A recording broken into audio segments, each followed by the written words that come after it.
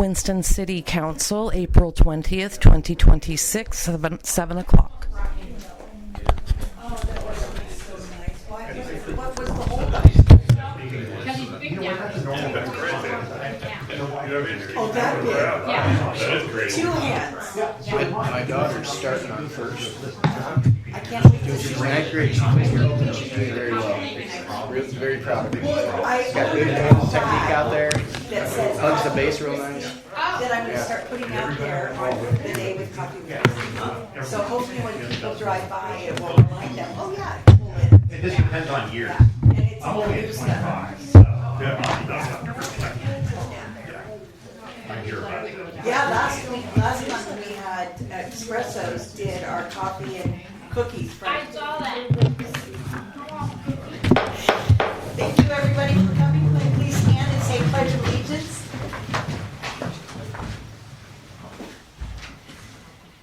I pledge allegiance to the flag of the United States of America and to the republic for which it stands, one nation, under God, indivisible, with liberty and justice for all. And thank you very, very much for coming. We got a full house. Okay. Roll call. Councilor Wiggins. Here. Councilor Hobson. Here. Councilor White. Here. Councilor Cunningham. Here. Mayor Knudsen. We're all here. Thomas, are there any adjustments to the agenda? Yes, Your Honor. Good evening, Mayor, members of the council. There's 2 adjustments to the agenda under new business, which is item number 7. We're going to add 7E, which is a resolution to amend the siphon agreement amount, which you have a copy of. Yeah. We will also add 7F, Oh, which is a fee waiver request from Cinda Taylor. Thank you for that correction. Thank you for being with us.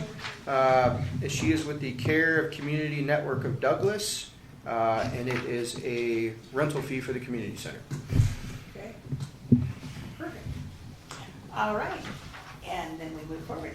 I need approval of the council minutes for April 6th regular meeting and April 20th workshop. Has everybody had a chance to read and approve? I move that we approve the council minutes for April 6th and the workshop. Thank you. Excuse me, I have a correction on the workshop. Workshop, correction? The very last thing says the dedication of the Park Pavilion. It's listed here as May 2nd, and it should be May 23rd. May 23rd, correct. At 2 o'clock. So, Okay. All right. Any other corrections? Thank you, Jackie. Okay, so I have a motion. I adjust my motion to include the workshop change of May 2nd to May 23rd. Perfect. And a second? Second. All right, all in favor? Aye. All opposed? Thank you very much. Okay, my favorite, comments from the audience. Anyone wishing to discuss items not covered on this agenda is welcome to address the City Council as a whole. Please state your name and address for the record. Each speaker will be given a maximum of 3 minutes. Speakers may not defame, intimidate, or use profanity or personal affronts. The council reserves the right to delay action until they have full information on the issue. Is there anybody that would like to come up and speak at the podium? Come on up.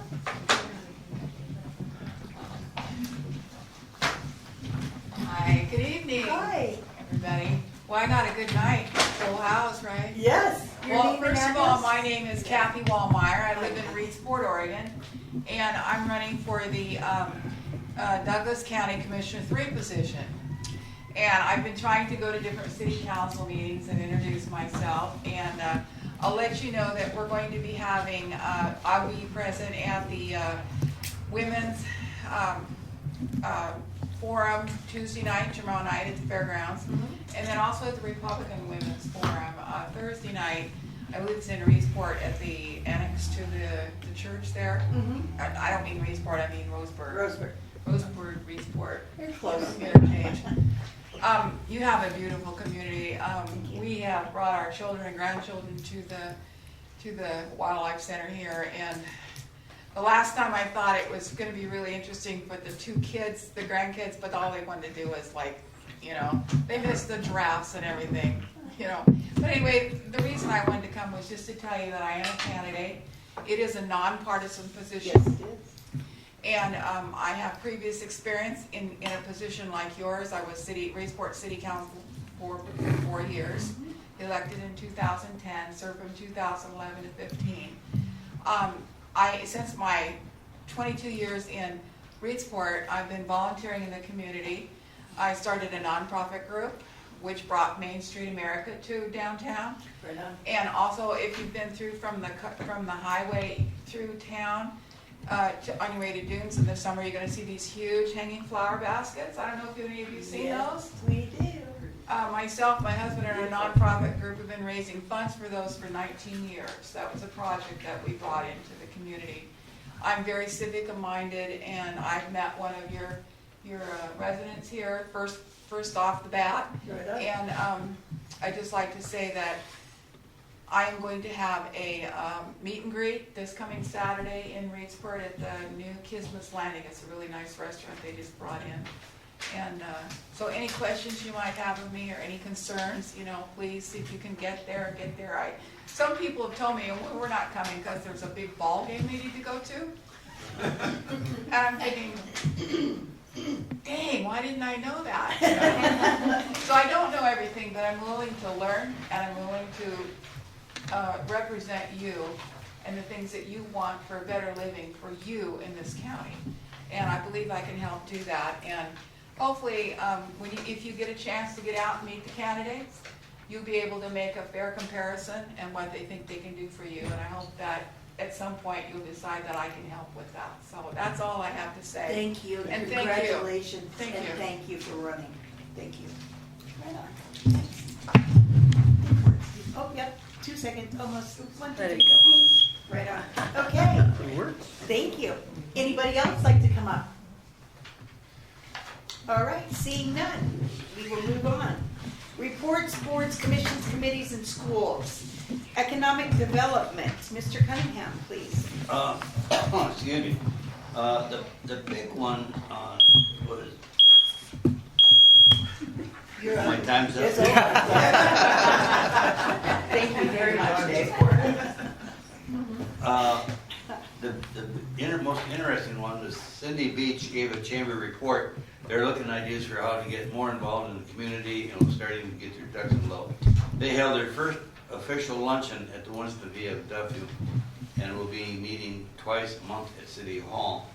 And the other item that is pertinent, the Red Bar Dispensary is open for business, and the city will be seeing tax revenue coming in from that. Don Cook talked about Sutherland's Dog Park being a success. He also mentioned the city and the wildlife safari would make a great partnership. There's no doubt about that, personal opinion. Craig also shared industrial zone ideas in the Dillard area and wondered if the sewer could be expanded to that area.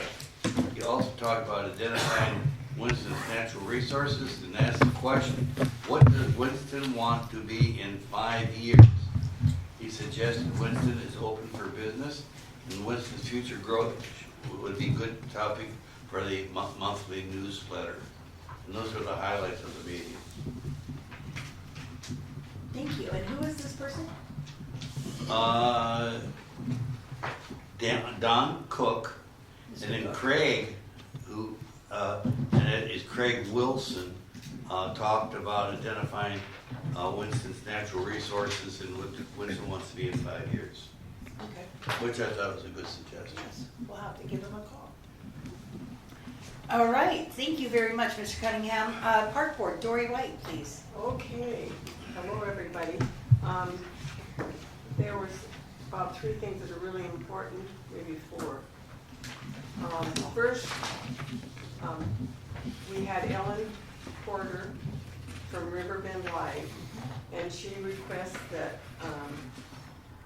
that we waive the fee for the youth theater portion of Riverbend.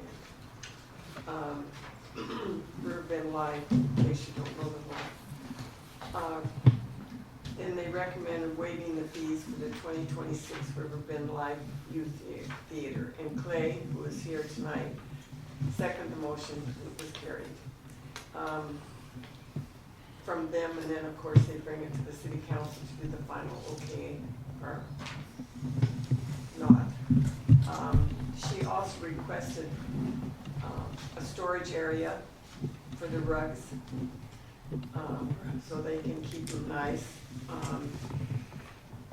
And then they tabled that discussion further until next meeting, so they could visit the site to see what they're talking about as far as storage, which they do need it, I agree with her. Standards were set, we've been working on these, they've been working on these parkboard benches for some time. And at the last meeting, they did decide that the standard benches will be 4 to 6 feet long, green, sturdy armrest, and also have this thermal plastic type coating on it so the kids won't get hurt at all on it, because ours are in such bad shape now. And they will have to be secured to the cement in the ground, and maybe we can fix it so we can remove the chairs and everything and store them somewhere. I don't know where yet. That's to be decided if everything goes through. The reason we have to do that is, I don't know if any of you have been around here, but I have seen kids get on top of the toilets down there. A 13 or so year old girl running back and forth across the roof, pounding on things. I mean, it's, I just had to shake my head. I can't believe people are doing that. Also, they reviewed Nick Power's search request for Riverbend on August 14th, 15th, and 16th, and they want to use the parking area over there. And they want the city to handle the camping. The board's concerned with cleanup, who's going to do it. And they did recommend $50 a day for the usage fee and a separate $150 refund if everything's cleaned up afterwards. This is, again, is brought to the Public Works. There's, at this point, Public Works Superintendent and Phil Morton shared the Park Board Public Works in regard to the current garden proposal and suggested using the pocket park instead. This is still really in discussion. I don't think they've come to a complete decision on that. And there's some other things going that I hope Andy will fill in. Absolutely. So just to backtrack a little bit. So the Nikki Power is a circus. I think we kind of briefly talked about that. Okay. So there was an outfit there, Nikki Power, and I believe Park Board okayed this thing, the event for this time period. So it's a circus. They don't bring no animals. Right. So it's just the tightrope and the clowns, things like that. So that'll be kind of exciting as we kind of look forward to that. Something different in Winston. So that's the Nikki Power, and then a couple things I think on mine I'll talk about because the mayor had requested a park project, kind of what that looked like. So you'll see as we dig into that. We'll kind of go over that a little bit, just show you what they are, and then we have an example one. Good. So I think that's it. And I believe the little pocket park they're not interested in the pocket park. It's too small for them. Why is it too small? Because Only thing it was just not going to meet their needs, is what I understand. Because they have so much space, they were wanting to divide them, and it's just not going to work. It takes up too much by the time you add all those spaces in for private gardens. So that's the last I heard on that. There's So more. yeah. okay, you said, can I see your you said something I wanted to ask about. This is right there. Okay. Oh, rugs. What are we talking about? What Riverbend Live have If I rugs? may, Riverbend Live, Come up, please.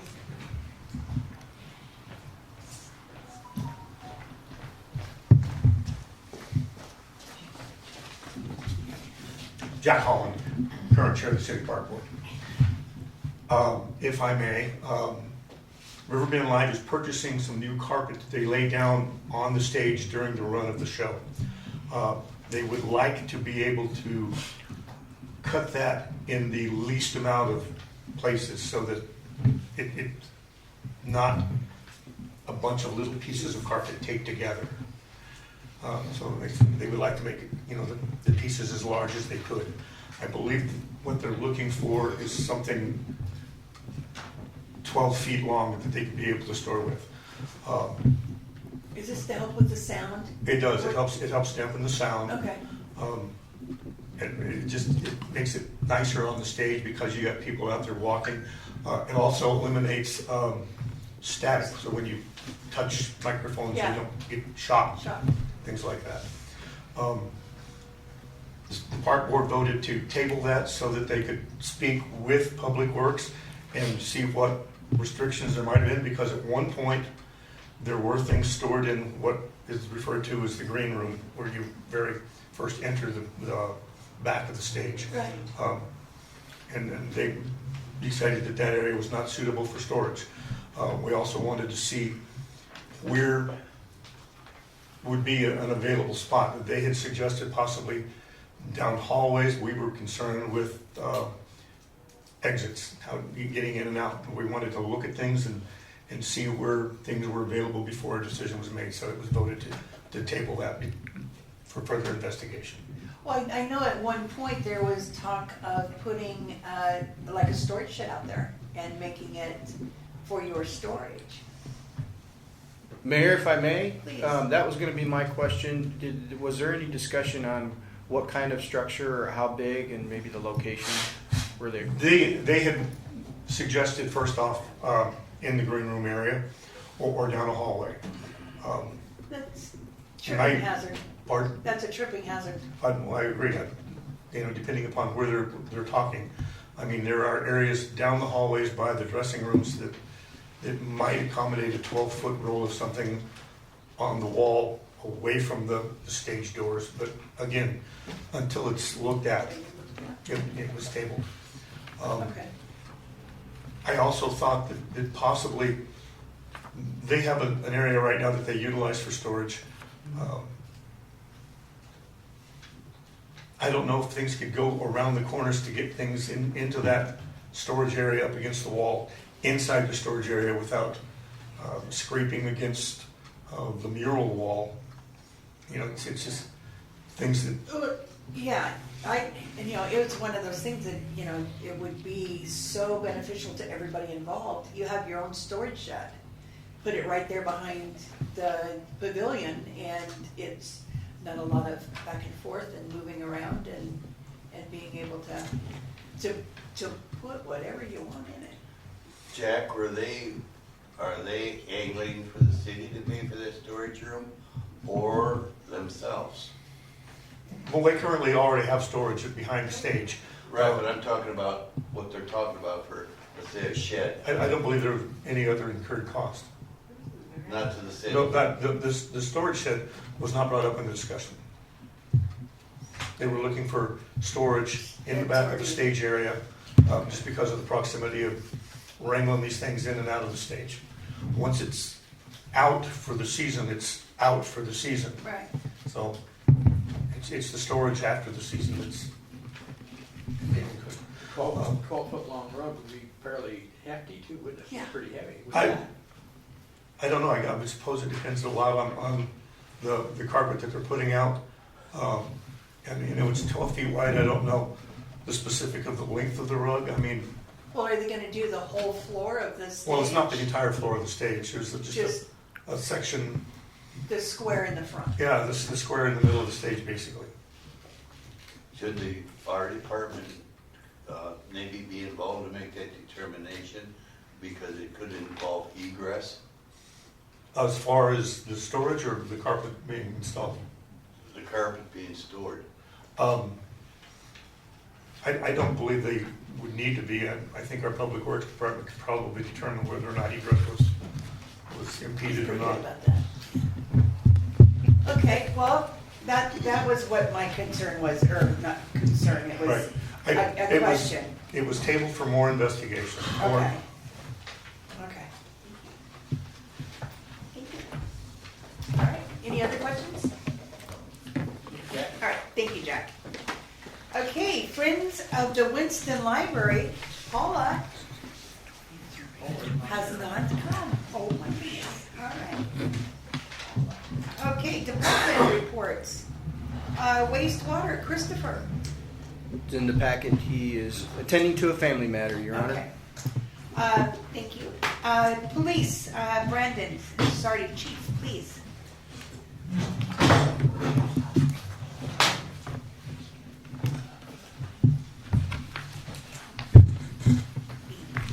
Be nice. I'll try to be nice. Good afternoon, everybody, council members, mayor. I figured I'd start with the court before I get into other stuff, because I've taken over the court process. I had Katie really working on, when I took over the court, I reviewed the budget, reviewed a lot, and I kind of talked about that last council meeting. There's a lot of things that were changed on it. Immediately fired the credit agency, got rid of them. They did like 25 payments all of last year. Right. We pushed the button on a program called Point and Pay, and that's allowing people, so they don't have to be in front of the judge. Most people are keyboard warriors from mom's basement type deal. They can be on their phones and immediately do the payment to the court.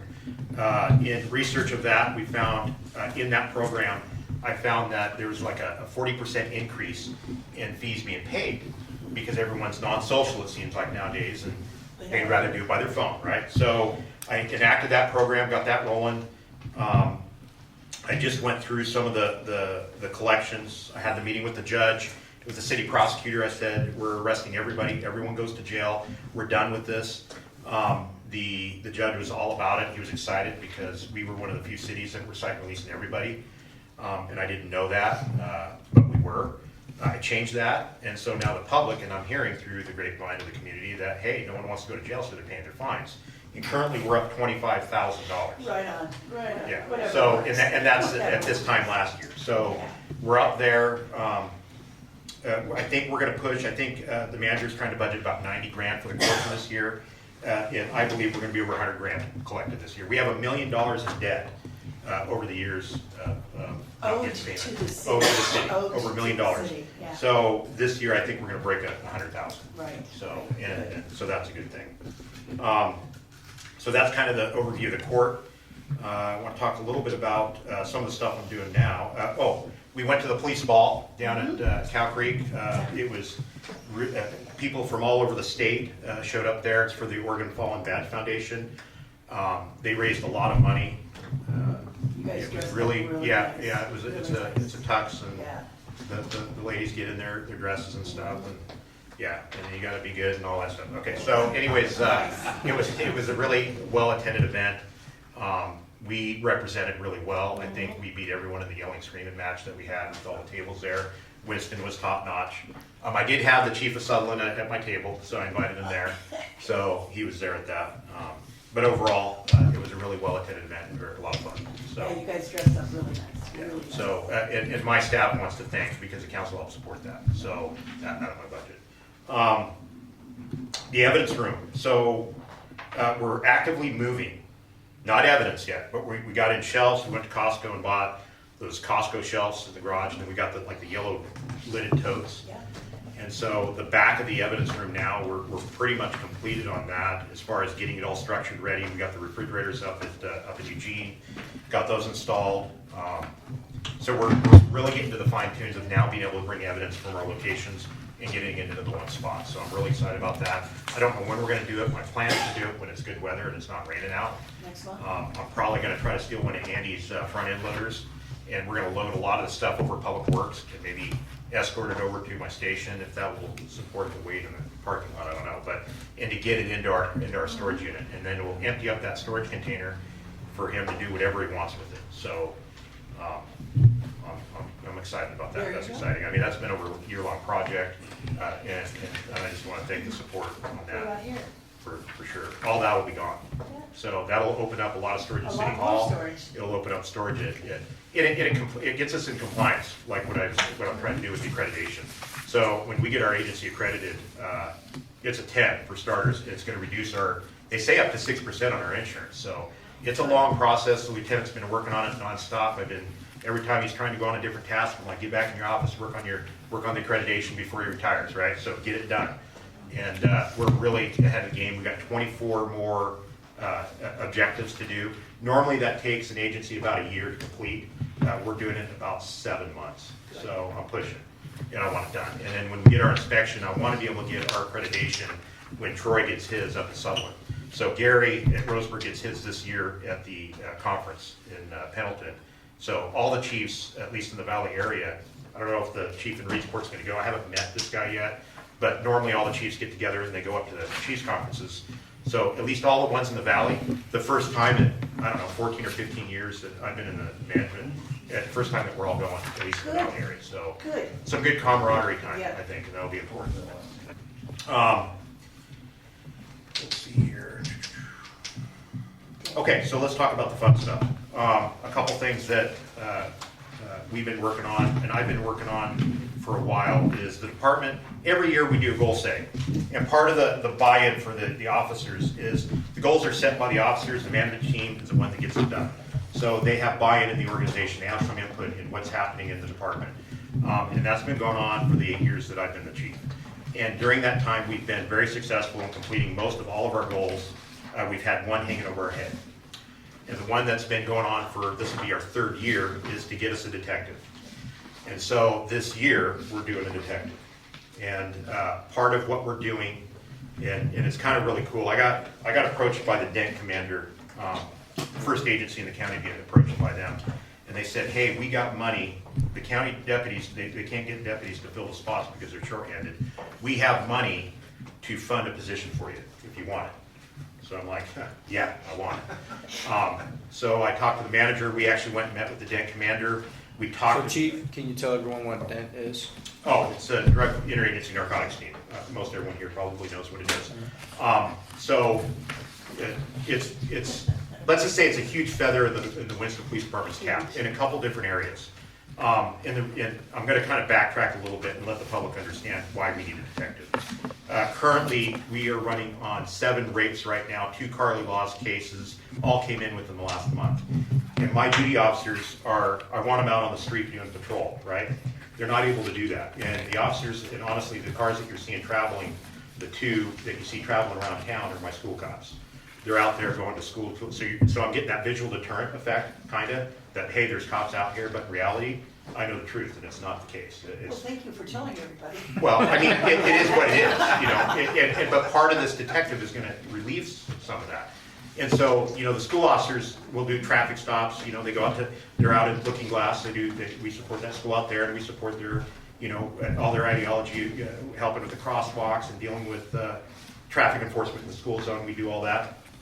But we also do it in our city town as traffic enforcement as well. And I will tell you that program's been a 10, by the way. But that being said, is that the duty officers, I have 6 patrol officers. Those 6 patrol, not counting my school cops, are separate. The 6 patrol officers work, there's 6 shifts in a 10-hour shift rotation. 3 on one side of the week and 3 on the other. That's 6 shifts. The sergeant and the lieutenant will sometimes fill in when we have a person on vacation, sick, injured, whatever, which injury seems to be a lot. The problem is this, is that we're getting all these major cases, and it takes literally days and weeks to process. I want a report that is done in a bow tie for the district attorney. I want these people that are sex offenders and people that are abusing our kids in our community out of here. I don't even want them here. So the more effort, the more initiative that we get into this and do, I've helped on them, done whatever, and I want them done, and I want them done right. We're having a big battle with the judicial system in Douglas County. That's going to be coming out here soon. I'm leading that in the fact of I don't like the lenient bails that are being put on these people. We did a big operation, and I saw a little to nothing on bails, and they were out before it just makes me fire hot. And the DA's behind me on it. So Riesenberg is well aware of it. We agreed.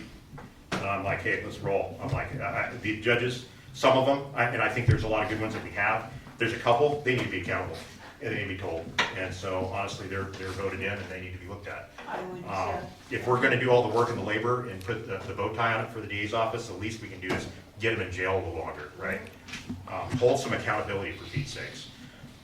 So that being said, we're having a lot of cases in patrol. These officers are literally in my office working nonstop, typing, going to CARES interviews, going to get subpoenas, getting phone records, doing all the stuff that an investigator needs to do.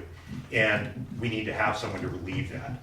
And so every one of my officers is like, you know what, it's really neat that we're gonna lose an officer to death for a year. It sucks that we're not gonna have the guy there, but they see the investment.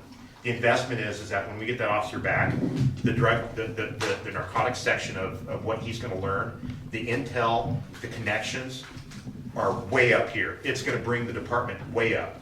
And what I mean by that is when he's in Dent, he is literally gonna be assigned to work the Winston area. So I wanted another drug dog, I didn't get one, and I'm not gonna get one this year. The reason for that is drug dogs right now in patrol, under case law, it just doesn't work.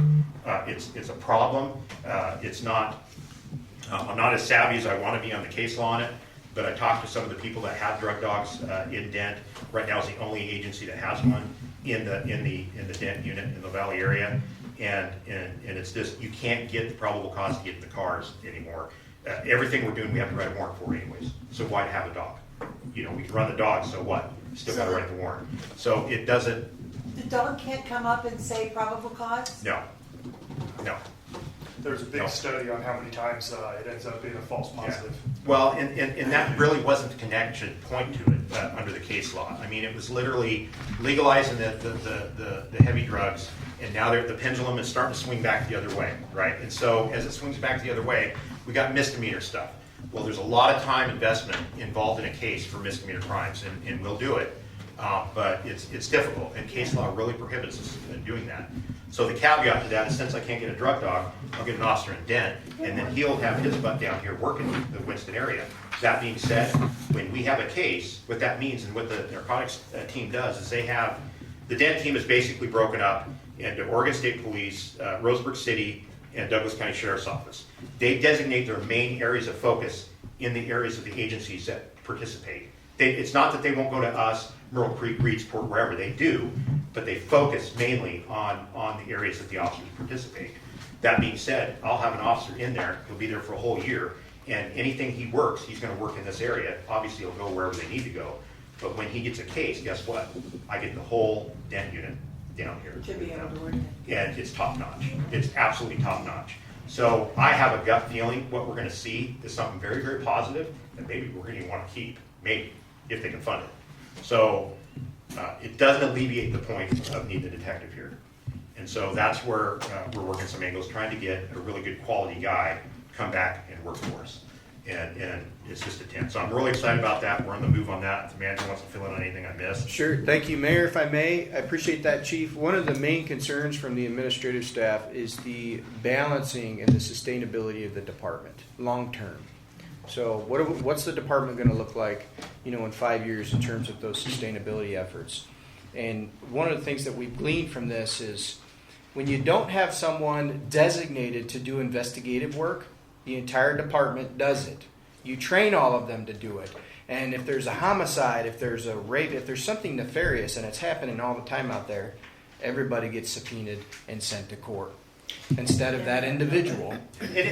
And that will, even if we have a detective, if we have a major crimes unit, major crimes team takes over, our officer would be the lead detective in our jurisdiction. Now, they can also make our officer a lead detective in any jurisdiction, but we assign ours to do that, right? The oversight would be by the detective lieutenant at the county who oversees the major crimes unit. But he would be assigned to do that, and he would run that. That doesn't mean that all of us would not be subpoenaed. I mean, I'd be like the water boy. I'd be giving food and doing everything and making sure they kind of fill me in on the scene, tell me what's going on, and they're running with it. And I would be basically a support guy to whatever they need. They need food, they need relief from people. My sergeant or lieutenant would manage operational aspects of crime scene security. So the last double homicide we had here, we had 3 crime scenes, technically 4. And it expended the entire department just doing crime scene while they were, working major crimes. So it's very in-depth, it's long in these cases. I mean, I was on trial on that one for, I don't know, I was on stand for 3 days on one of them. So It's just like, and I hardly did much, but yeah.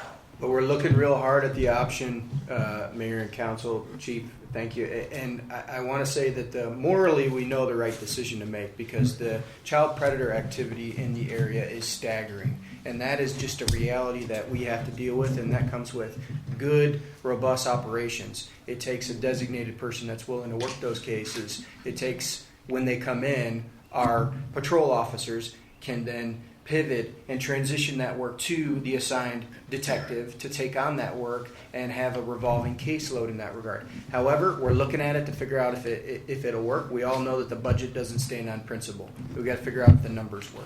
So, You just said Dick was gonna pay for it. yeah, For this year, yes. For this year. Taken care of. It's basically given us a cushion, Yeah. because he's trying to get that detective now fully funded here this year for us, and we want that in place. Yes. Okay, so that position will be in place. My plan, so the caveat to this kind of cool thing is the officer that's going to Den is one of my highest paid officers. The officer I'm hiring to replace him is $36,000 cheaper. So actually, the budget is going to save $36,000 because Den's paying for the higher class officer. That being said, there's some things that we got to do to the budget that we get reimbursed for, i.e. overtime. Those guys, they have 5 guys in Dent right now. They burn up $200,000 in overtime. Think of that, 5 guys, $200,000. That's almost my operating budget. So I asked them, I'm like, how much I got a budget for? Because I can't take it out of my department No. overtime. And we got $70,000 in our department overtime. And so I added an additional investigator line item, which you guys will see in the budget, for $30,000, I think is what we put in there. So $30,000, but that's in and out. So in other words, Dent's gonna pay for it, but it's in there too, as a number, so it doesn't affect my normal department overtime. So, yeah. Fair enough.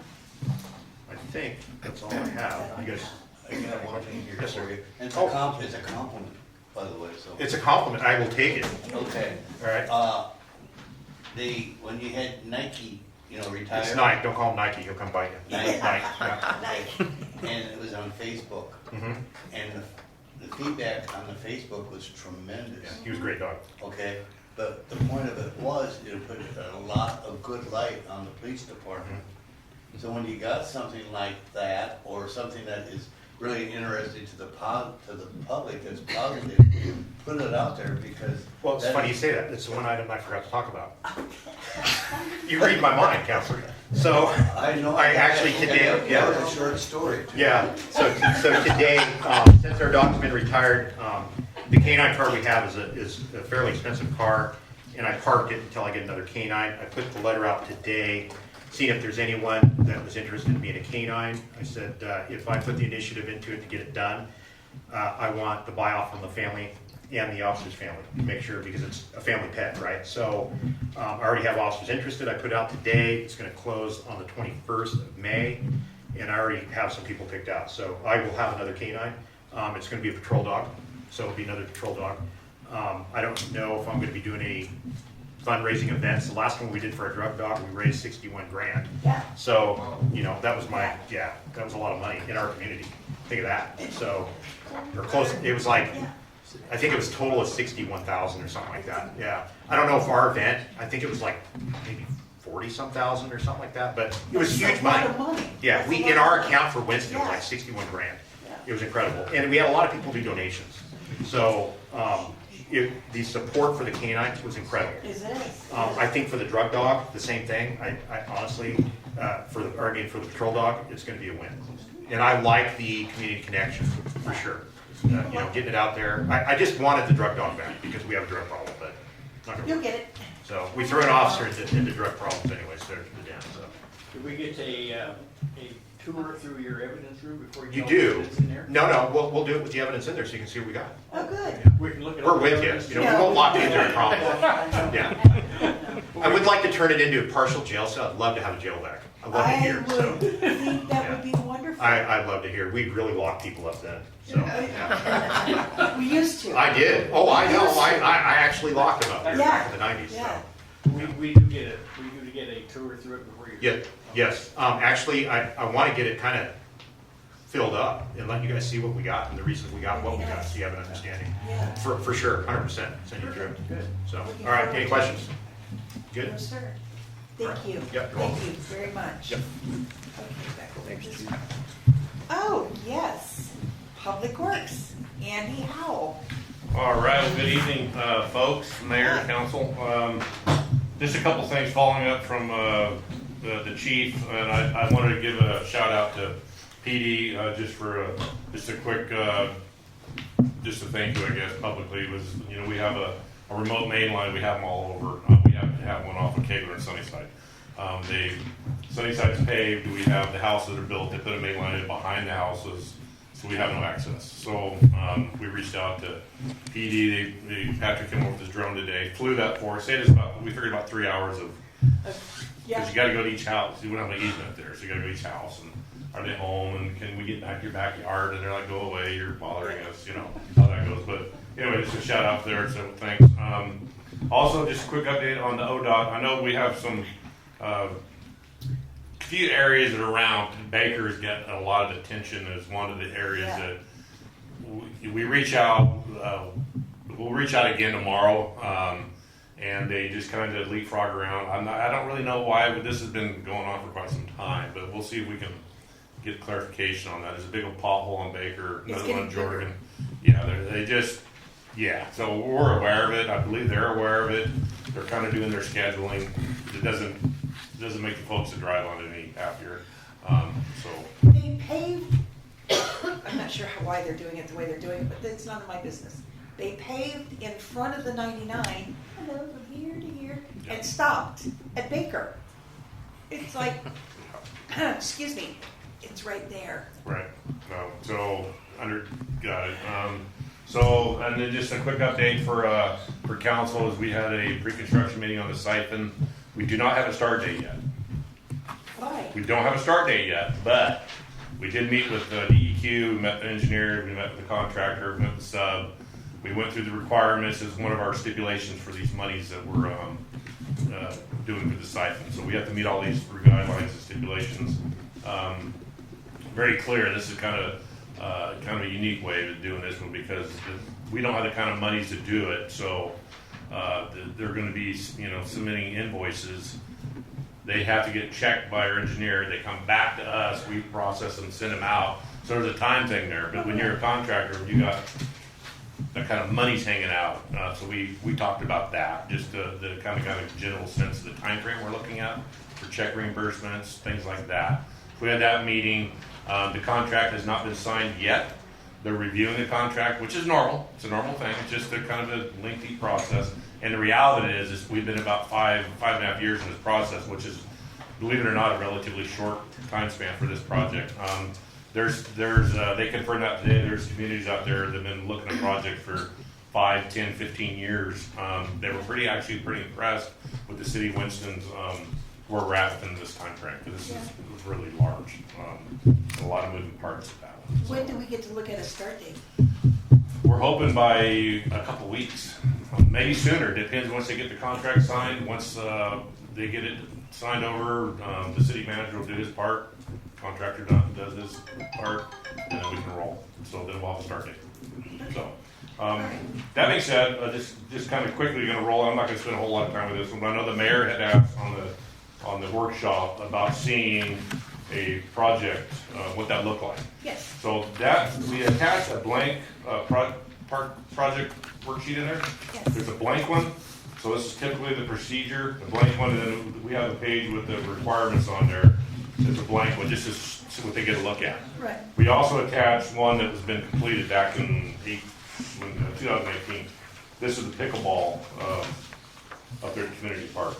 So that's kind of we wanted to show the kind of what that looked like, what the process looked like as things come forward. You have and this is documentation. This we're talking about the documentation. It's really handy. It's easily to track. You can go into pop it up, print it off, look at it. There's history to it, who did it, why, things like that. So that's the project worksheet in a nutshell. Pretty straightforward. We created that years back just because, like I say, we were getting inundated with little projects. With little projects, yeah. And the little projects may seem small, but to us they're fairly large and involved, and they take quite a bit of time and energy and monies to do these things. So that's just kind of an overview of that. I also attached, and this is kind of, I'll bring it up anyway, but this is back in 2021, and I attached the fee schedule. Yeah. So there's a motion made back in 2021 on the Park Board recommendation on fee waivers. Now, this has always been the thing for me because I personally don't believe in fee. That's just me. There's no offense. As a public works person, that's just my standard. I believe there's nothing free, but I believe there's some wiggle room. But there's the cost of everything. Either it be power, water, sewer, time, staff, whatever the case may be. That's just my personal view. So this was passed back in 20, and this is just another example of a written recommendation. A written recommendation of getting back from, I know a lot of times we do just, but that's just a written recommendation. I wanted to attach that as an example. So that was kind of the overview of some of the park stuff. Okay. And so do you still get these filled out? Yeah, we get them, yeah. Okay. The community garden, they've been assigned, we give those to those. Yeah. They may get stuff, at some point, they end up in public works at some point, even if you get whatever, so we make sure they get that paperwork. They still gotta go back to park board. They still have to go back, they still have to be okay, even if it's whatever, they still gotta do it, they still gotta come back through. We try to answer as many questions as possible for the council. You don't have to answer this question. We try to have everything covered for you guys as much as we can. There's a few things that we may miss that pop up, just the way it is, but we try to get as many things as we can. So that's just kind of a. I was really kind of surprised at the reduced fee and not waived fees. Okay, cool. And the other side of that is because, A rental agreement. yes, that's something separate. Anyway. So the other part of that is getting creative on exchange of services. Let's just say, for example, we're going to reduce the fee or they want a fee waiver. Let's just say. So in exchange, maybe they do a project. Yeah. Maybe they work off that difference, or maybe they clean windows, or maybe they pull weeds at the community center. Things like that. Anything just to get back a little bit. Yeah. So anyway, that's my 2 cents for the evening. Thank you, sir. Thank you. Any questions? No, good thinking. Thank you, Andy. Thank you very much. Okay, now we have administration. Thomas McIntosh. Thank you, Mayor, members of the council. Good evening, members of the audience. I will be overly brief because I don't have a ton for you. Working on the budget, the concentration is really on that. But since we're almost halfway through the year, and Mr. Steve Johnson's here, I said I won't put you on the spot unless you do want to assist in this. But I want to provide you with a little bit of an update on the Christmas Light Initiative. We're all real excited about this, and we're trying our best in terms of the of course, it's been delegated to the Chamber of Commerce. More specifically, Steve has been working on it. He's had some great ideas, and there's been some really good ideas going around, and it's really going to help this thing really stay homegrown. We were looking originally at purchasing, Christmas lights, your snowflakes and your Santas. That would be like the package deal. There's a gentleman up in Sutherland. He did those for the city of Sutherland. He created them, but of course you need time. You got to have a lot of time to work those over. But what we're doing now is, at the suggestion of Steve, I think it was a wonderful idea, is we reached out to the high school principal in order to get in line or get a meeting with the metal class. And Steve, being in the industry he was in, he's able to, by his own expertise, craft a template for, let's say, a snowflake. And the requisite, size and weight that can go on, 12 to 14 of our poles. I think it's 12 to start with. And we have the metal shop make them. So it stays here. Everything stays here. They might be able to do it for us, so we need to venture down that rabbit hole first and ask them what they're willing to do. Hurry up. But the city can purchase the materials, and we can kind of get those started. We've also got the, of course, we're trying to figure out all the street light situation. We looked at, hey, we're going to switch them over to LED, and then it kind of opened this Pandora's box, because then we found out there's a number of dozens that are not Winston's jurisdictional responsibility. We had several in Douglas County, down in Dillard. They were down there, and the city was paying to power them. So I think there was, 51 that belonged to the county. Are they going to give us a rebate? I hope so. But at the very least, they need to take those. There's about 17 on private properties, big, mobile home parks and such. So they need to figure out through their HOAs and such how they're going to power those and such. So we had 291 and that's going to get cut down by a third. So that'll Wow. lower our power bill. But in lieu, that's just kind of some of the stuff. Just by collateral damage, we found out. Just we're going down that lane trying to figure out the LED swapping out process. But by virtue of that too, we're looking at these polls. We got 38 total down in our downtown district. We got a nominal amount we'll want to start with. It's going to be a great project. It's going to be really illuminate that area in a really nice way but we've got to get the DFN is going to put them up and take them down every year for free for us. But Thank you very much. we've got to budget the materials. If the high school is willing to make them, we also got to budget an electrician getting up there and making the plugins available. So he's got to work those over each pole. Anybody know a good electrician? And we'll flush that out. But just want the council and the public to know that we are working hard at that. Steve, the chamber, and the city, we've partnered on that, and we've made some progress. So we're very excited to see if the shop class is willing to assist the I city. think it's going to be great. The kids are going to see it up there. They're going to, we made that, we've done that. I think it's going to be great. Did you have anything to add, Steve? Covered it. All right. Okay, Thank you. Thank you, Mayor. that's all you have? That's all. Okay, old business. Park board restructuring. Hi, Mayor. Bye, Marcel. Thank you.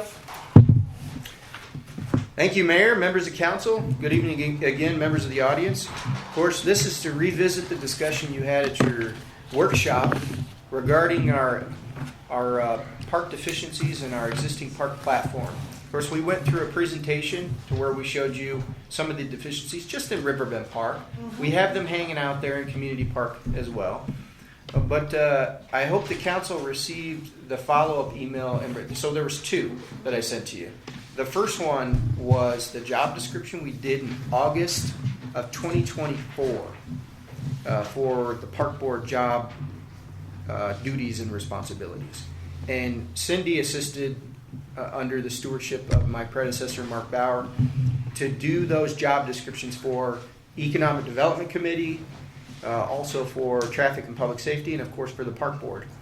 And I also sent you the meeting minutes to where it was discussed. The job description was placed on the agenda and discussed.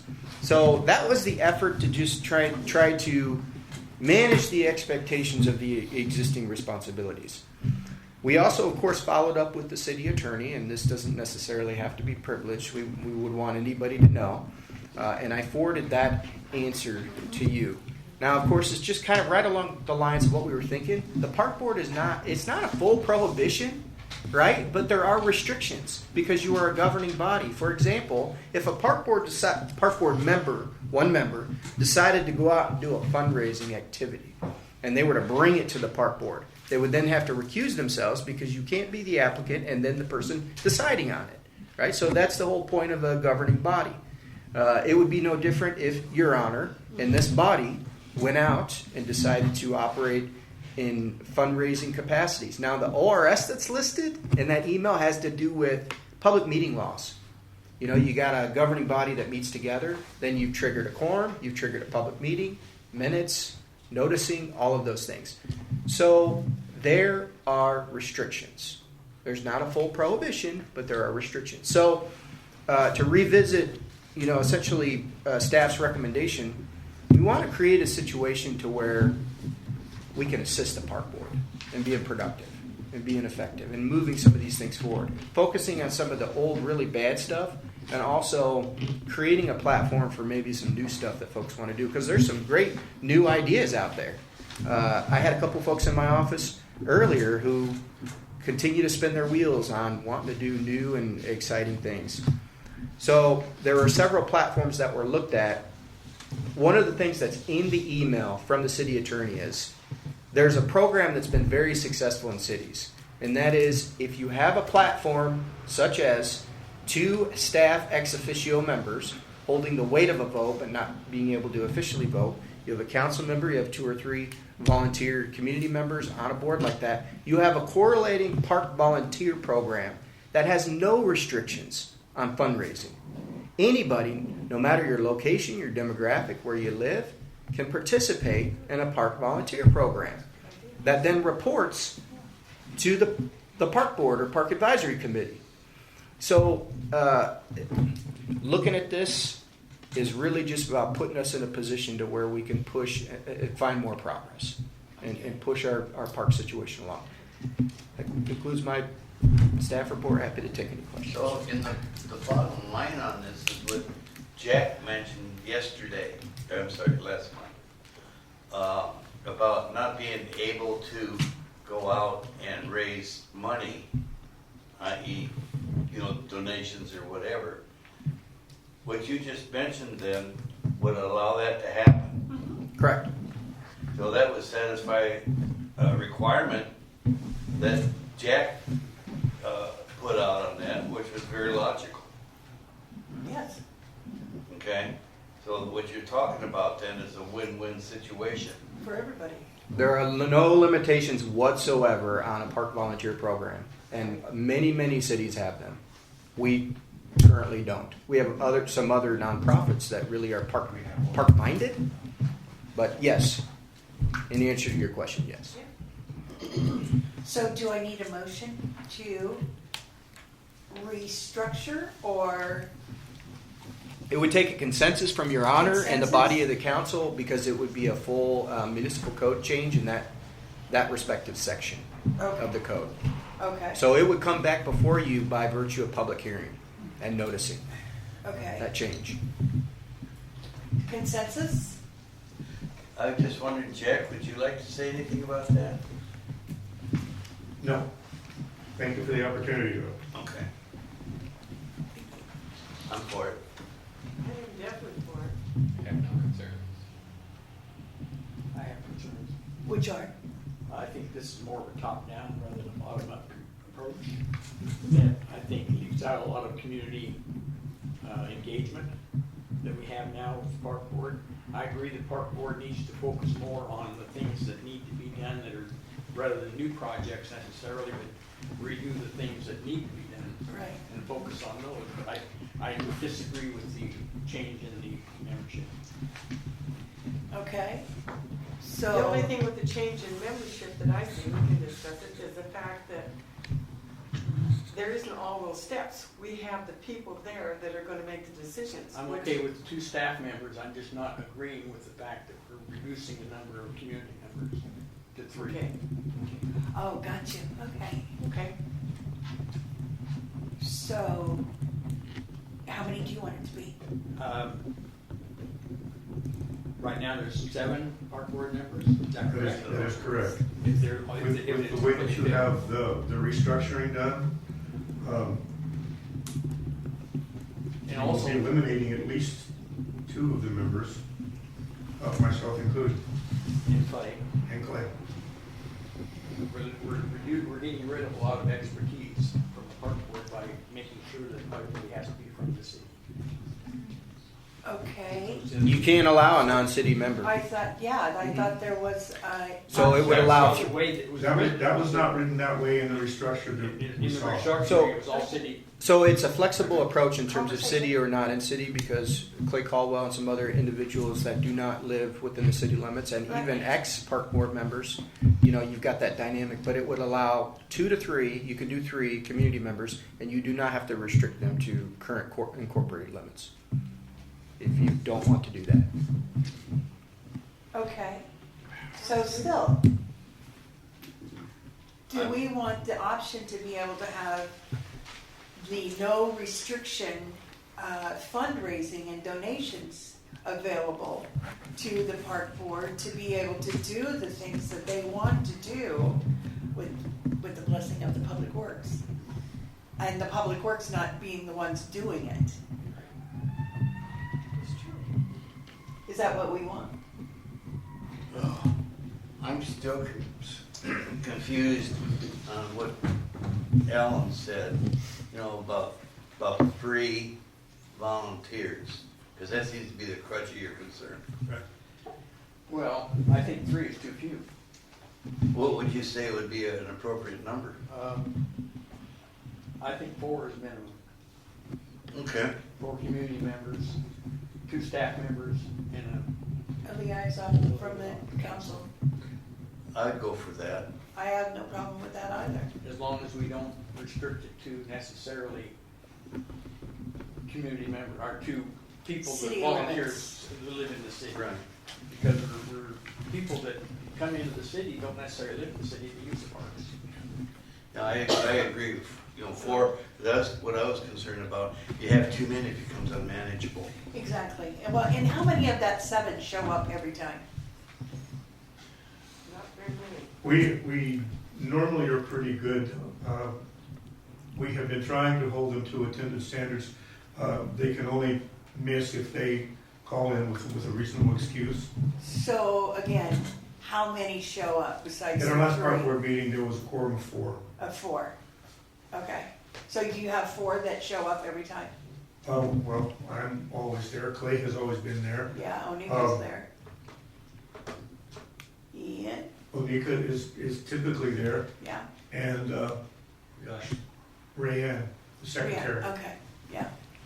Mayor, what this would do, just to close the loop on this, and Please. I appreciate the discussion, is if you allow a code change and a legislative amendment to move forward, let's say you consider 4 that can be entered outside the city, and ex officio members and a council member, the code change in effect after the ordinance is passed, and it passes the 30-day appeal period, it would immediately vacate all the existing seats. If there's existing park board members that want to fill the new 4 volunteer spots, they would have to put in an application, and you can To this reapply. body can choose your new volunteer platform. I'm curious what you think, Jack, about this whole thing. If it allows for the freedom that we're talking about, it does sound as an improvement. In our workshop, unfortunately, I used the term handcuffed.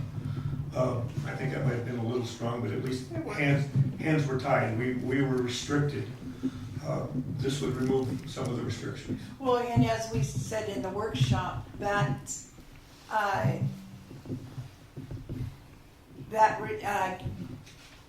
manager person and is not here anymore and hasn't been here for a couple of years. So No, but we were when you unaware. give directions, though, But until nobody, those directions are changed, you have to follow those directions. and my point is nobody came to ask us. Some of us didn't even know it was there. So we were unable to have it changed. Now that we know it's there, now we can change it. Well, that's true, but I mean, when you're given a directive and so this is the way it's supposed to be, you wouldn't think to come and question it because you're told that's the way it is. When there's new management, always question it. When there's a new group, always question it because not everybody thinks the same. And the things that we're trying to do today is move things forward without all the restrictions. We are nothing like what was here. Nothing. Jack, being in the position that you're in, if we were to move forward with this, how many volunteers do you think would be beneficial? Of the existing people that were there, I could, wow, I would say at least 5. The 4 that I mentioned earlier, and there is one young man that's brand new to the park board that seems to be showing some real good interest. I would love to have somebody younger on the park We board. need young people. Yeah. We need young people. Yeah, but he's trying to build it the cake and 2 thing right now. There'd be no changes. He's going to keep asking for more of his same park board there, but then nobody from the park board that was going to fundraise. The people that are on this board aren't allowed to fundraise. It would be the parks volunteer board that could fundraise. Yeah. So if you stayed here, you still wouldn't be able to fundraise. If you stayed on as the park thing, you The wouldn't way, be able the to way that I'm fundraise. understanding it is, once the ordinance passes. Can I say something? Yeah. Please come up to the board and say your name and your address, please. Again? Again, for as many times as you want to I talk. still name, my please. name is Jack, and I'm still Please. park board. The way that I'm understanding it, correct me if I'm wrong, Thomas, if the ordinance passes, I can't see that it wouldn't. The park board, as we know it, would not be the same park board. It would all be dismissed, and the people that wanted to reapply would. They would still have the opportunity. Correct. And because you have 2 staff members and they can fundraise through that. Right. I mean, even though some of the people would be the same, the mentality would be different because it would be a different organization. Mayor, if I may, go ahead. He had a concern. I was trying to understand. Wait, I think I wait, missed gotta go. Right, yeah, Brett Yeah. Lustro, 184 did, yeah. You guys said, I'll share. Yeah. You guys said that when we were doing this, that there was, the problem is you can't be on the committee and fundraising. That would be like one of them doing, they'd have to recuse themselves. So I thought the park advisory, the volunteer board that would go along with this would be doing the fundraising because they're not part of the convening authority. You know, you can't give your own business like that. Yeah, Thomas so is gonna- these are all really salient points. I'm glad there is some confusion drawing, and I have to admit the fact that I had to talk for probably about 20-25 minutes on the phone with Jody, our city attorney, Yeah. because of the public meeting laws and the different things. So there's a couple of different avenues. The council certainly can't delegate authority for fundraising and different things to park board entities, but it makes it really dicey with the rules. Also, individual park board members can volunteer their time, not all of them, but let's say 2 of them, on fundraising activities. But then you do run the risk of a recusal because you then can't make the decision on it. So we're trying to free the whole process from those shackles. So you create a new platform that then is repurposed, right? And then you have a park volunteer program. And it doesn't matter how many previous park board members might have been step aside by virtue of that process. They can be part of the park volunteer program with no fundraising restrictions whatsoever. That board reports to the park board, right? That's the typical mode of operation of what we see. We see a park volunteer program that does all the fundraising activities. You funnel everything you want to do through them. They will then come to a park board meeting and fill the park board in and gain approval for everything they're doing. So is the park volunteer board Program. which does not equal the park board, need to register as a 501c3 to begin? Not necessarily. No. We have very willing and able nonprofits in the area that are perfectly willing to partner as fiduciaries. So that certainly is an option. We've seen a lot of cities do that. Matter of fact, our city attorney has worked on several cases where cities have had park volunteer programs to where they have created their own nonprofit. I think it naturally, by its own volition, ends up going that way. But do you have to initially do that? No, you don't. Bottom line is we're trying to give you latitude. I think it's, yeah, I mean, you're opening it up to be able to do the things that somebody else told you you couldn't do, but now you're going to be able to do them. I don't believe there's anybody questioning it as far as that. I think we're just trying to understand it. Yeah, 100%. So I guess I'm maybe an ignorant question, but I'm still confused. So we'll say Jack Step Society now runs the park volunteer board. Who takes the park board that he then presents? Well, okay, no, that's a great question because that's a matter of legislative change. So in order to affect this change, we have to do a code change because the park board platform is set up in your Winston Municipal Code. Right. That's where it outlines the requirements on how the park board operates. So you take that text and we do a public notice, a legal notice, we set up a public hearing, we change the language to reflect the new platform, which would then, if you consider it, would be the new code requirements on how the park board is orchestrated. So we say, hey, 2 ex officio members, 4 members of the community that can be in or out, and then a council member as a liaison. You change that, you hold a public hearing, you do a first reading, a second reading, it runs a 30-day appeal. After the 30-day appeal is done, all of the existing park board seats are vacated. So your 4 positions now, you have 4 positions open, Your Honor and the council would have to consider 4 applications to fill those, which could be existing park board members that could put in for it. Right. There's no way around the seat if you're changing the code because you're making a new platform. So Good phase, with the platform is the fact that you're gonna have someone from the park department there. And instead of going through all these different steps, you'll cut off a bunch of steps because you'll have someone there that knows the rules to begin with. That'll That's be the able only to thing make I see that's decisions. really good, instead of, well, we're gonna discuss it, and then we're gonna do it. Well, then we have to check with, like the gardens, check with the park board. Can we do it? Can we not? What is it gonna entail? You've got people right there at the moment. You can get things done faster. That's my theory. That's correct, and Yeah. you got a lot more people on park that are willing to serve on park volunteer programs than there are in a park board capacity. Coming to meetings and participating in government processes. So you're essentially setting up two committees. You have the park board and you have your new project of the other people. We're setting up a new park board and we're setting up a correlating volunteer program. The whole thing consists of 7 people now, Not not more than necessarily. 7. I mean, the way that I'm understanding it is, there would be the 2 staff members, the city council liaison, 4 Park board. possible community members, and that's just what would be the park board. That's your new park As a board? deciding- Yes. Right. Yeah. Yes. And then underneath that, you would have a new volunteer program that could have it's expansive. So you're setting up 2 programs. Yeah. And the second part would be You're somebody setting up else to see subcommittees the for park the board. park board. But then the committee members cannot volunteer. Well, your new park board would operate the same as the existing one. Okay, they're a governing body. You can't change that. That's a statutory requirement if they're making recommendations to your honor and council.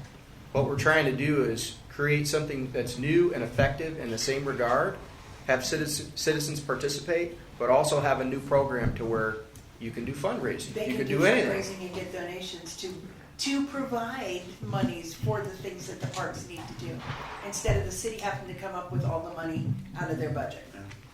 But And then also too, the park board then would be regulating the volunteers that, in other words, you'd have control of that. They report to the park board, Yeah. your volunteer program. Is how it's been done in other cities. I understand that. I just, I know, it it's, felt like nothing was, it was just It's just rebuilding the something. same park board. Yeah, but what I'm with some thinking staff though members is- on it. I guess I'm stuck in the same boat that you are. Well, that's why I said like going from like 2 to 3 seemed to me, that seemed like a more efficient structure. And that was the whole point of this, was to increase efficiency. Now we're going to 4. And they're Yeah, like, good. well, maybe we'll go Yeah, to 5. you move And forward, then but now maybe- you gotta find volunteers Yeah. that are gonna There's- volunteer. I don't think there's gonna be any problem getting volunteers. They're gonna, if people Oh. want to volunteer, We got struggled getting volunteers since day one. Yeah, I would disagree. Okay, thank you very, very much. Okay, so, what do we do now? Consensus, we've got a consensus. Yes? Yes. Yes? Yeah, Yes. I think move forward. Okay, we have a consensus to move forward with the code rewrite and ordinance and resolution, correct? Ordinance, yes ma'am. Okay, We will do so, thank you. moving on. Okay, we did that, new business licenses. We have True North Restoration. Is this been vetted, Sergeant? Chief?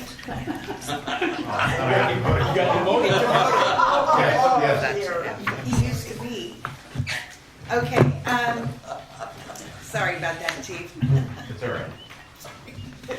Okay, do I have a motion to pass, new business license for True North Restoration? I make a motion that we give them a license for True North Restoration. Second. Okay, all in favor? Aye. And opposed? Perfect, they have a license, are they here? No, okay. Resolution number 26-1223, transportation fee increase. Read by title only. Cindy Sardi, please. Thank you, Mayor, and good evening, ladies and gentlemen. Resolution number 26-1223, a resolution of the City of Winston, Oregon City Council updating and adjusting the transportation fee based on a newly completed rate study analysis on the cost to properly maintain the Winston Road network. Okay, and staff report, Mr. McIntosh, please. Thank you, Mayor, members of council. Good evening again, members of the audience. So, just by way of history, city staff reached out to Kelly Sandow, who is a transportation engineer out of Eugene. What she did was she studied our existing conditions under a 5-year purview. What I mean by that is Andy and our Public Works Department sent her over just kind of the heart attack and broken arm projects that need to happen in the next 5 years.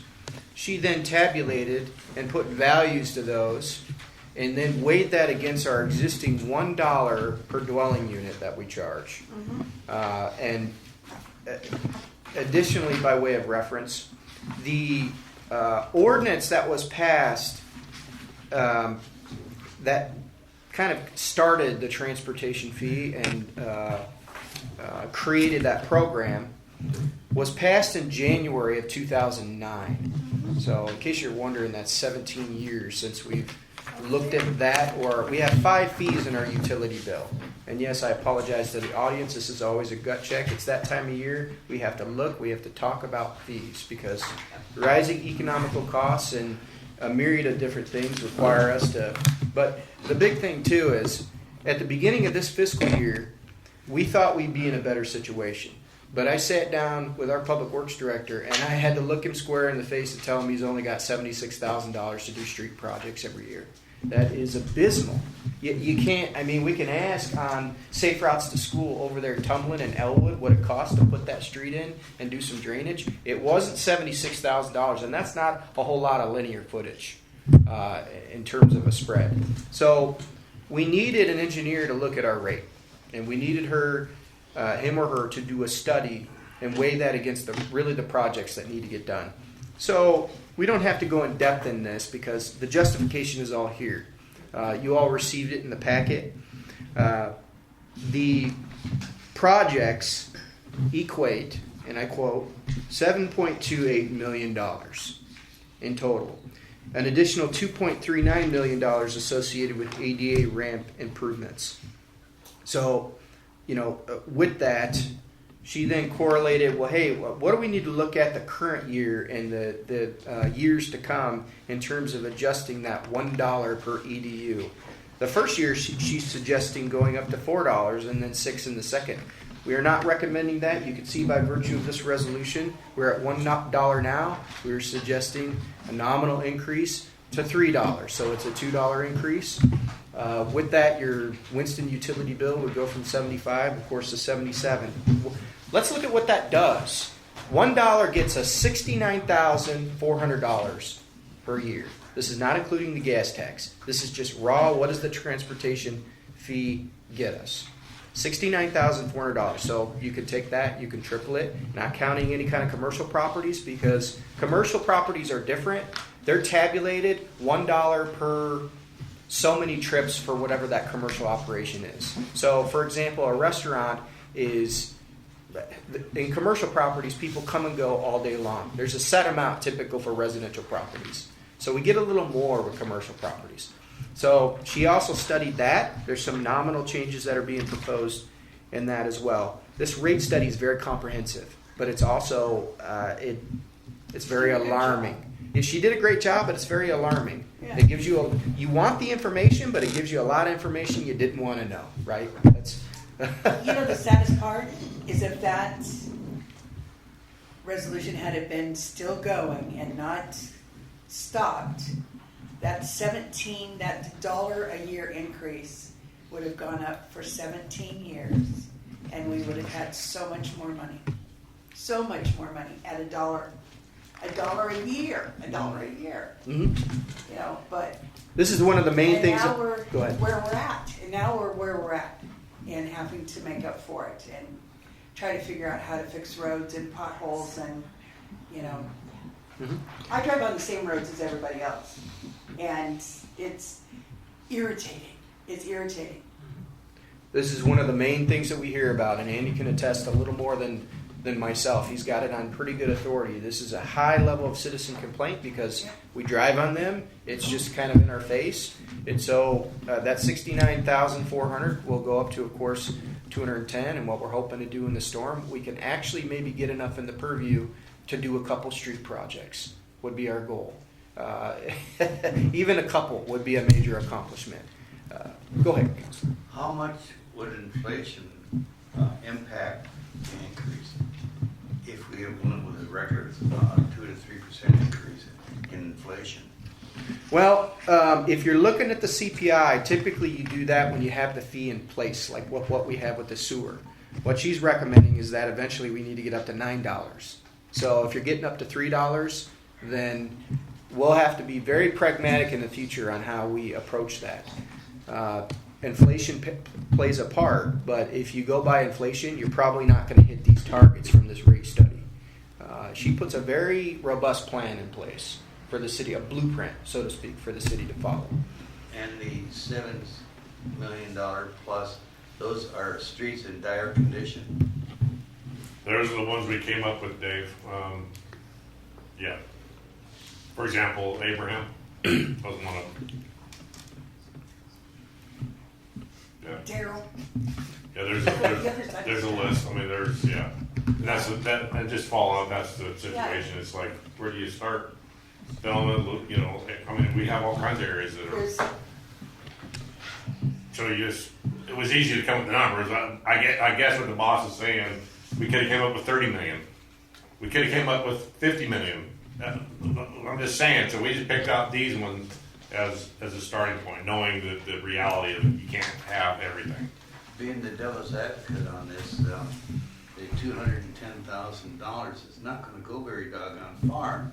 If I remember correctly, when they repaved the park, by the tennis courts, that was over $25,000 just for that. And plus. So $210,000 isn't going to get us too awfully much, is it? Is it further than 76? Yeah.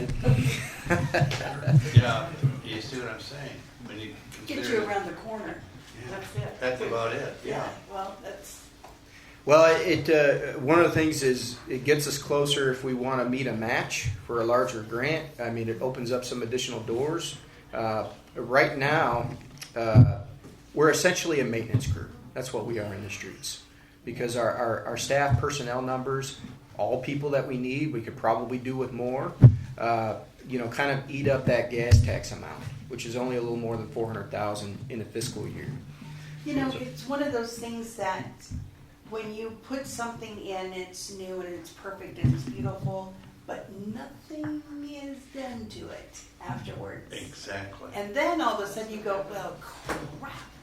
We've got a new roof and a new wall, a new water, a new sewer, and da-da-da-da. And that's what we're coming up to. It's not, and believe me, I do not want this to go up because I get to hear it just as much as everybody else from my husband. At all. But we have to have roads that we can drive on that don't take out the front end of your car when you turn on and hit a bump. And $2, I know it sounds like not very much, but $2 can get us a long ways. The part that I have a problem with is that the deterioration of the roads will be exponential. And so what we are going to be spending money on the future dollars, it seems like we're just going to slide a little farther back down into the hole for repair. And that's where my problem is at, because I'm looking down the road on that, is saying, well, wait a minute, how much is enough? And I don't like increasing things either. Yeah, well, if we had $20 a time, that would be great too, but people can't afford all that stuff. It's going up all the time. Hey, look, you're preaching to the choir. I understand what you're saying. The only thing I'm saying is increasing it $2, is that really sufficient? I think that with all of the other increases that we've had in the past years, that not slamming them with another huge increase is going to be a huge benefit, and a small thank you. It doesn't mean that we can't invoke another ordinance that says we're going to increase it every year by a small amount. so that it gives us more money to be able to do the things that we do. Good idea. I like You know, that. and that way, everybody knows it's just gonna go up a small amount. It's going to be there. It's not going to be a $4, $6, oh my gosh, slap in the face. And help all of the departments. Indeed, yeah. We have the rate study, which is a blueprint, so we're going to have to revisit it every year. So it just depends on what the council feels is in the best interest. Staff will provide the financial diligence to you and what the projects are. But really, if we get this up just a little bit, kind of what we're looking at, it kind of shakes the rust off and it breaks us free to maybe look at some low interest loans or grant programs, and we have enough for debt service. Right. We don't have such a nominal amount in that line item that we could either do projects or we can leverage it as a match for a larger grant. You know, I personally thought about going by some patch mix and some holes that I have to drive through. Come to mine. No, I would stick on my side of town. I was thinking about just buying some fishing gear and go in the potholes and go fishing. You know, But we can all I agree, we agree. have to do something. Yeah, I agree with the $3. Do we make money off all the commercial vehicles that are driving through our towns on all those streets too? Lawn trucks, chip trucks, 'cause those are tearing roads up way Yeah, more they than do. my And they don't do cars. 30 either. If they're passing through, then it's hard for any city to capture that. Unless they're filling up at the pumps, then we get state revenue sharing through the gas tax. Which they don't. Uh, They don't fill up here. Well, they fill up somewhere, and it's divvied out based on population. Based on population. Yep. It is based on population. So we need to take a vote. You do on resolution. Staff recommends approval of resolution 26-1223. Okay, do I have a motion? I make a motion to accept the resolution. Put my glasses on, 26-1223. Okay. I And- second it. All right. All in favor? Aye. Opposed? Okay. All right, everybody go home and get ready to hear this. Okay. Resolution number 26-1224, storm drainage fee increase. Please read by title only, Ms. Sardi. Thank you, Mayor. Resolution number 26-1224, a resolution of the City of Winston, Oregon City Council updating and adjusting the storm utility fee to ensure compliance with ordinance number 637 and Winston Municipal Code 35.028. Okay. Staff report, Thomas, please. Thank you, Mayor, members of council. Good evening again, members of the audience. I will be brief here. This follows the same, it runs completely in concert with our transportation fee. The fifth and final portion of our utility bill is a storm fee. It's also $1. And I do want to share with you a little bit of comical history here. We were doing the research on the ordinance, which is also, it was also passed in January of 2009. But you'll find in the copy of Ordinance 637, which is an ordinance establishing a storm drain utility fee and setting a storm drain utility fee amounts and providing for collection thereof. What you'll find for each residential EDU, which is an equivalent dwelling unit, which is just a house, how many charges we do per house, you'll find in the pertinent element of that ordinance that each single-family dwelling is required to pay $1.50, but we charge $1. So we started looking through and we tried to figure out when did that change, because typically it requires an ordinance, it's a fee change, requires the approval of this body. We could not find that, so we are surmising, and this might be telling tales out of school, but it was more than likely a motion passed on the dais like this, without any formal code change. So I guess staff's telling you this history because we are formally out of compliance with that ordinance. So part of the reason we're doing this is, but the main reason that we're looking at it is 17 years again, but for the $1 storm fee, we get a total of $38,000 per year. And so I'm sure that Andy would be thrilled. You can buy maybe some piping for that and send some folks over to maybe clean a couple of catch basins. He's laughing. I mean, everything's gone up. And $38,000 is just, I mean, it's abysmal. You can't do any project with it. So we're looking at just a $1 increase in that. We're gonna have an engineer also do a rate study on this.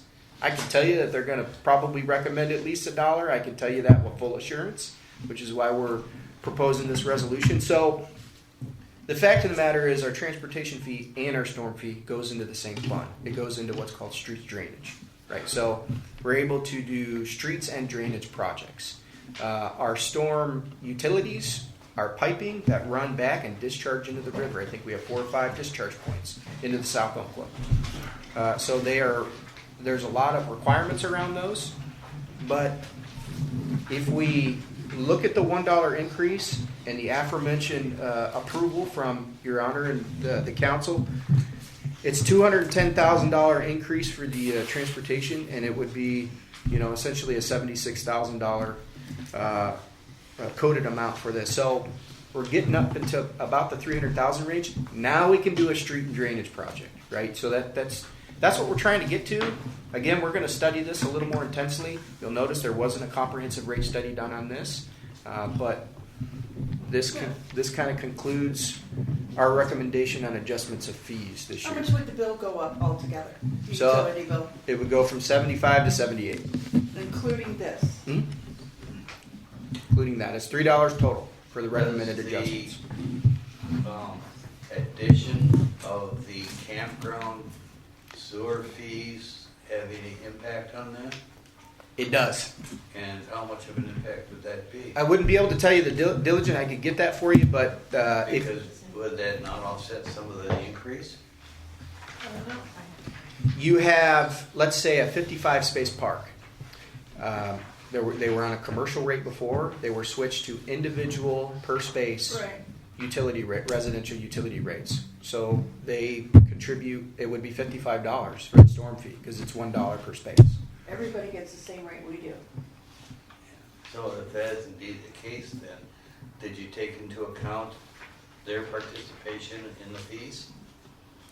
We took it into account the entire detriment to the city in terms of contribution, and I mean the increase on the RV parks, the 5 that we switched in terms of the storm, because it's a $1 fee, it's extremely nominal, and we know that our rate study is going to say, hey, even with that, you need to increase more than $1. So.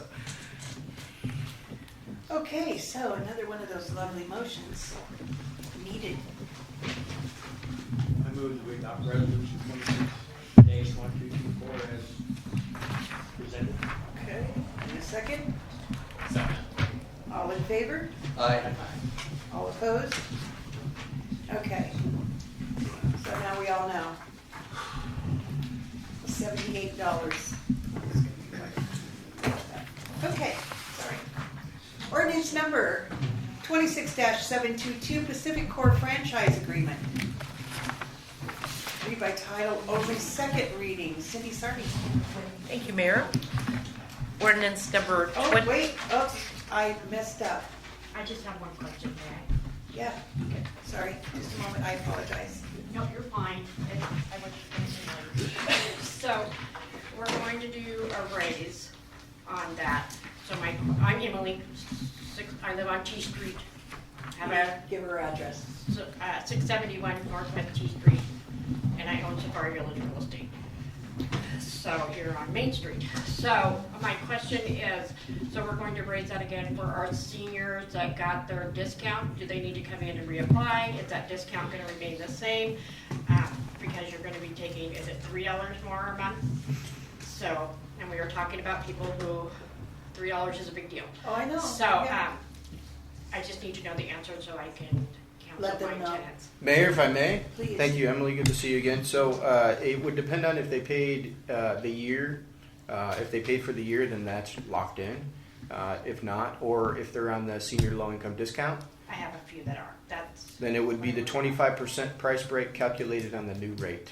But the new Okay. rate affects the whole city. In fact, I live in the city. It affects all of us. So do they need to reapply, or is that something that just happens? Nope, it's something that we will calculate in. It'll be 25% on the new rate, and we can get you. I think what is it, 37 and change? So it'd be 75 cents off, so it'd be $61 even because they're Yeah. currently paying 60-25, Yeah. 25% of $3 is 75 cents. That's good, quick math. Thank you for Good that. Lord, I know, she's like so far ahead of me, I just wanna know what to tell my poor little tenant, she's like, well, this is what you say.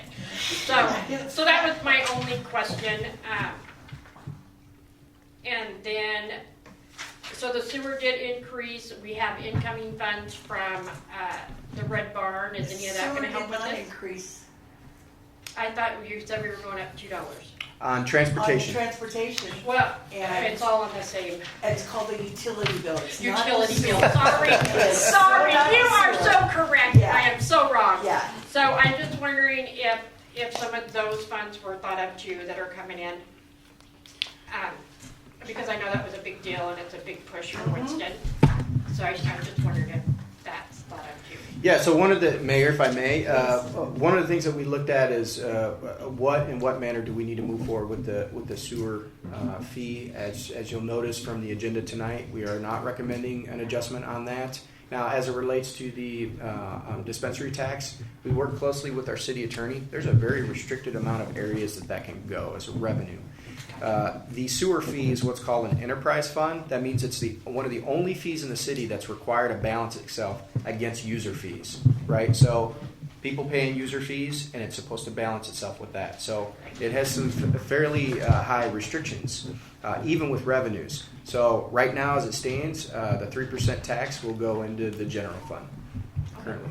And the sewer fee, the sewer line item was Yes. supposed to go up $5 this year, and it didn't. Okay. So this is a really good offset, because it would have been three and five, it would have gone up $8. Yeah. So thank you very much for. I'm just curious. Just want to Yeah, know what to tell yeah. them. That's all. Utility bill. Utility bill, and I'm going to change my verbiage. Yes. Because I do call it that, I and know. it's not, I and have you are to- correct. I All have right, that'll be for July 1st. train. When is that? Correct. July 1st? Correct, July 1st. July 1st, okay. Yep. Thank you very, very much. Yeah. Thank you. You know, I had to train myself to say that. Okay, now, again, back to ordinance number 26-722, Pacific Core. You know what I've been doing now on every one of these? Pacific Core franchise agreement, read by title only, second reading, Cindy Zardi. Thank you again, Mayor. Ordinance number 26-722, this is the second reading. An ordinance of the City of Winston, Oregon City Council granting a non-exclusive electric utility franchise to Pacific Core and repealing ordinance number 16-671. Thank you, Cindy. Staff report, Thomas. In the interest of time, this is the second reading. Staff recommends approval of the franchise agreement.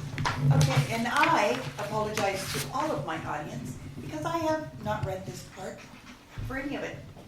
Comments from the audience. Would anybody like to come up and speak? I'm good. I'm sure. I apologize. I am forever forgetting that part. Council action. Do I have a motion to approve resolution 26722? Make a Or motion. do I need one? Ordinance 26. Yep. Ordinance. I make a motion to approve ordinance 26-722. And a second? I second. All right, all in favor? Aye. Opposed? Passes. Okay, 7E, 26-1255. Just 1225. Resolution of the City of Winston, City Council authorizing the city manager to amend I shouldn't read that, Cindy does. Thank you. Cindy, please read that. Okay, Mayor. Resolution number 26-1225, a resolution of the City of Winston, Oregon City Council authorizing the city manager to amend the budget grant loan package from the Department of Environmental Quality to fund construction and completion of an inverted sewer siphon and repealing resolution number 25-1206. Okay, staff report. Comments? Thank you, Mayor, members of council. Just very brief. The inverted sanitary sewer siphon, again, is where all of our wastewater is collected and discharged under the plant, or under the river into the plant. So it is a very high priority top point. We are very thrilled to be here. We had a pre-construction meeting this morning where we had really all the players in the room, the contractor that won the bid. This essentially is a formality. We knew that this would come in terms of the requirement to put this resolution on your agenda, only because the engineer's estimate is always not spot on, right? So the low bid came in a little over that. We added in a 20% contingency, and so this would allow us to move forward and submit our new budgeted amount to amend our agreement with DEQ to move forward with the project. So, Okay, so it's going from the 2 million to the 3 million. 2,508,000 to 3.6. Yes. Okay, comments from the audience? Okay, seeing none, council action. I need a motion to approve resolution number 26-1225. I so moved. And a second? Second. Thank you. Get scared sometimes, you guys. Okay, all in favor? Aye. And opposed? Motion passes. Now, we also have addition 7F, which is a fee waiver for Care Community of Douglas. Me? Come on up.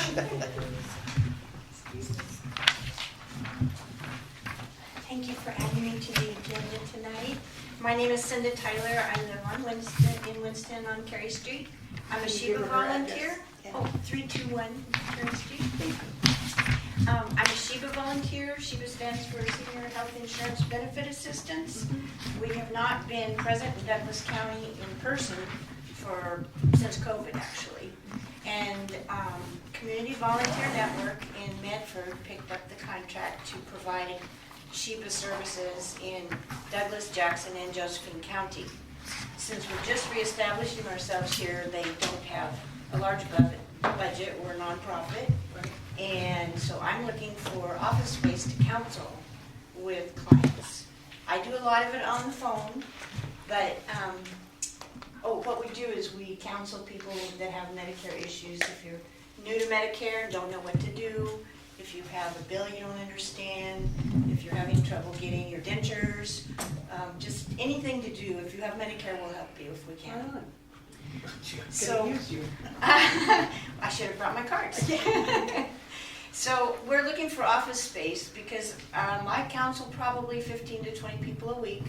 I'm currently doing it on the phone, and you people wouldn't qualify, but some people need to be seen in person. Right. Yeah. So I can have them bring their insurance cards out of their wallet. I can actually face-to-face interact with them, see if they really are understanding what I'm saying, give them written instruction because they may not retain what I'm saying on the phone.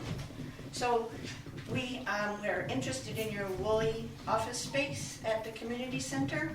We viewed that, and we were wondering if you would waive the rental fee for that. And it would only be 2 Wednesdays a month if that worked for you all. For how many months? However many months you want. How much is the rental fee? $55, I think. $55. A day. 55. So it'd be $110 for the month. $110 a month. Where's the Woolley? It's that little room, off the ground room, but where the sound room, the little kitchen thing on the far right. That's The conference room? Yeah, it's a little woolly room. Little Yeah. small conference room. It seats Got 6 to TV 8 and stuff people. in it. Yeah, okay, yeah. 6 to 8 people. So it's Okay. a meeting. It's a meeting conference room. Yeah. You call it the Woolley Group? Not my name. That's what it said on the rental agreement that they had forwarded to me. So. Okay. I hate to come in the middle of all this budget stuff, man. This is a Yeah, bad time to ask for right. free services. But, we do do a good service for the community. Yeah. I think we help a lot of people. Well, are you going to be looking for other office space? Actually, once a month, I have an office time at the ODHS office. And I'm also working on something up in Sutherland, so I would have a presence there once a month. Here. ODHS, and then here once or twice a month, however many days you would allow me. Andy, what's the usage rate on that room?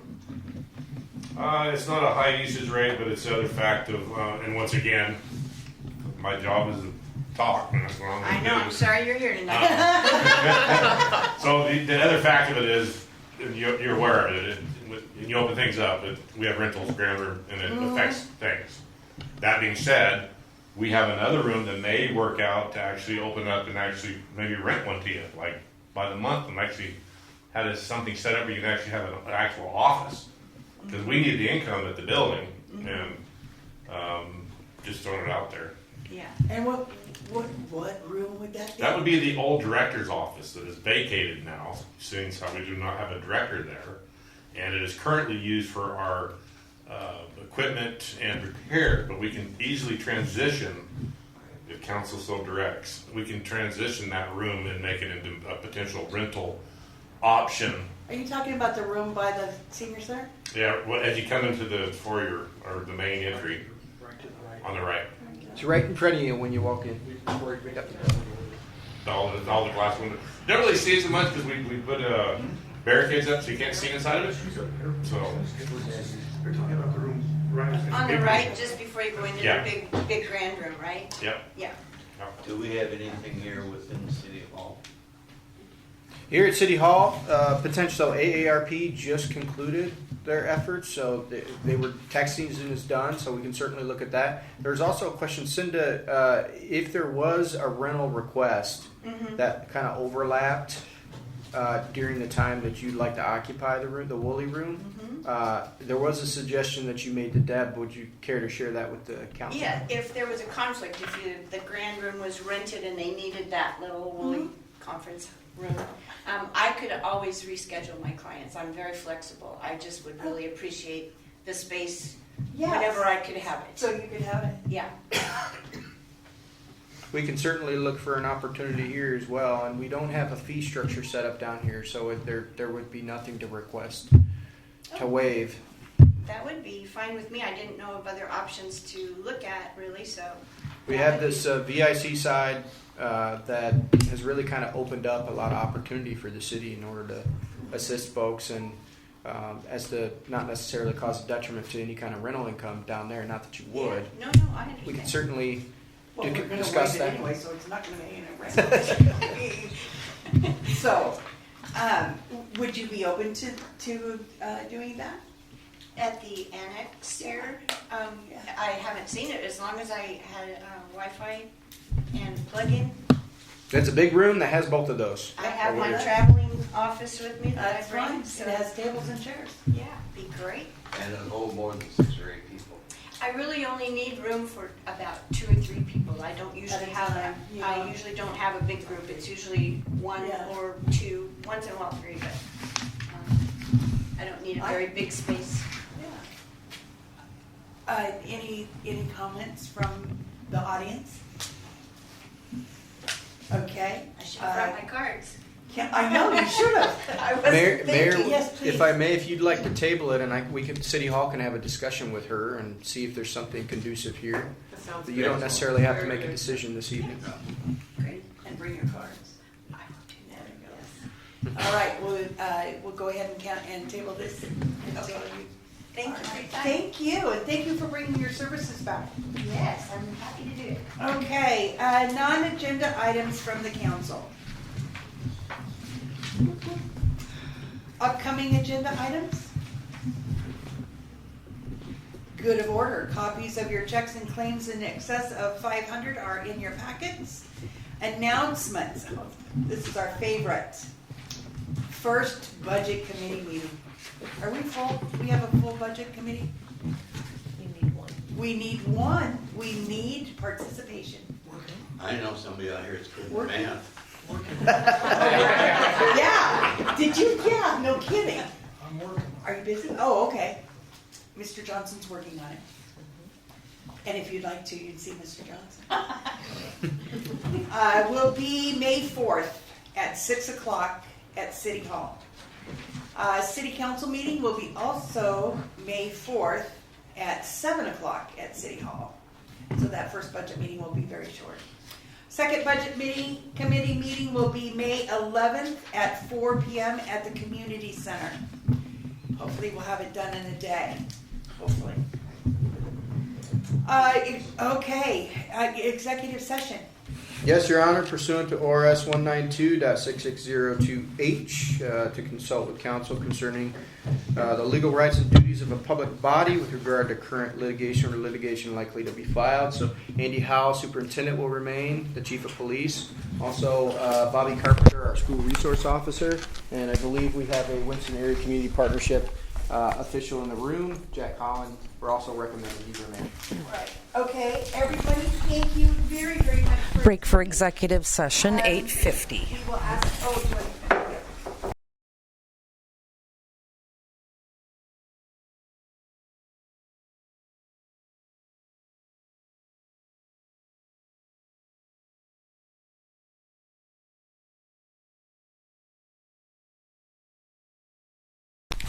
Winston City Council, April 20th, reconvene from executive session, 9:28.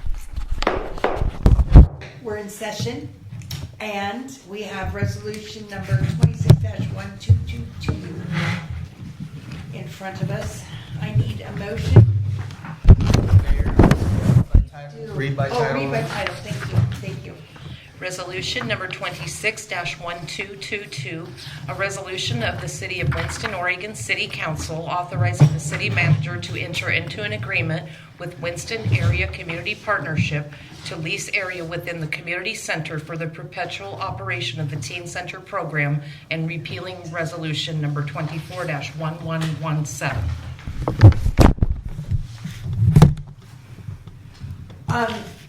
Staff report. Nothing to add, Mayor. Okay. Comments from the audience? Okay. Comments from the council? Motion, please.